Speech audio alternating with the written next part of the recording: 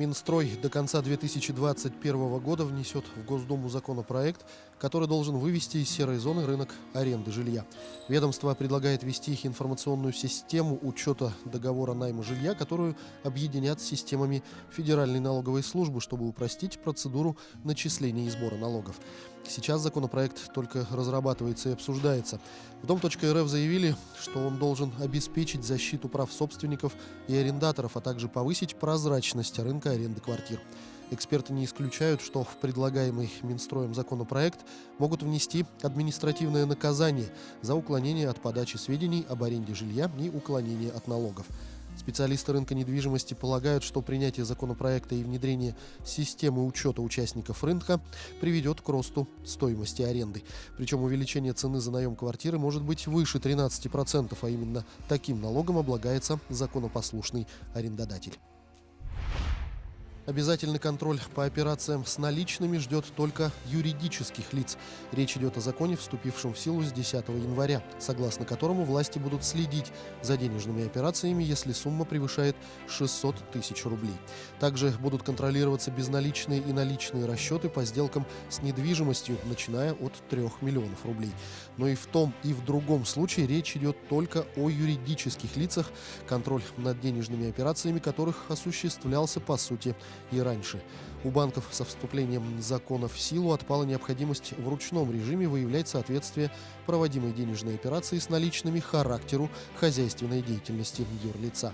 Теперь в обязательном порядке будут контролироваться зачисление или снятие со счетов суммы, равной 600 тысячам рублей или превышающей ее.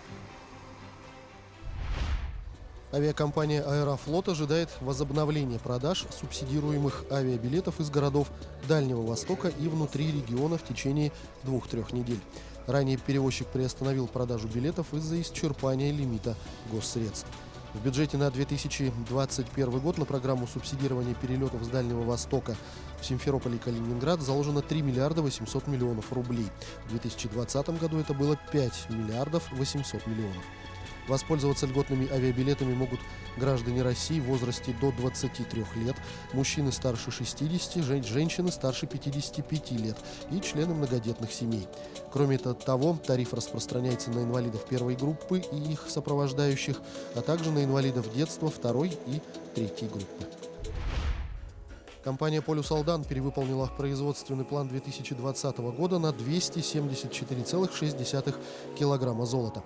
Отличных результатов достигли как на золотоизвлекательной фабрике, где прирост составил около 160 килограммов, так и в цехе кучного выщелачивания, перевыполнившем план на 114,5 килограммов.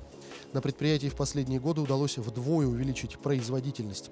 Тем не менее, запланировано дальнейшее значительное наращивание мощностей, ввод нового оборудования, техники, которая ежегодно пополняет производственный парк.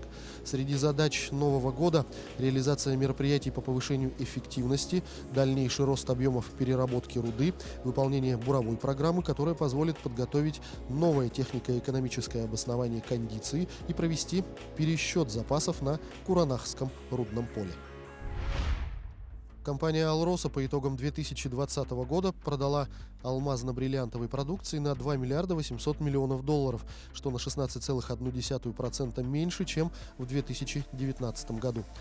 При этом в декабре 2020 года продажи «Алроса» выросли на 43,5% в годовом выражении и составили 521 миллион долларов. В частности, компания реализовала алмазов на 470 миллионов долларов, это на 33,5% больше декабря 2019 года, а бриллиантов на 51,2 миллиона долларов.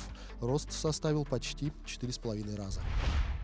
Компания «Тасюрях нефтегазодобыча», которая входит в нефтегазодобывающий комплекс «Роснефть», по результатам бурения поисковой скважины на Нижнеджербинском лицензионном участке открыла новое крупное газоконденсатное месторождение. На баланс Государственной комиссии по запасам поставлены более 75 миллиардов кубических метров газа и почти 1,5 миллиона тонн газового конденсата, отмечается в сообщении Роснефти. Специалисты также подтвердили высокую продуктивность открытого месторождения и значительный потенциал для дальнейшей разведки.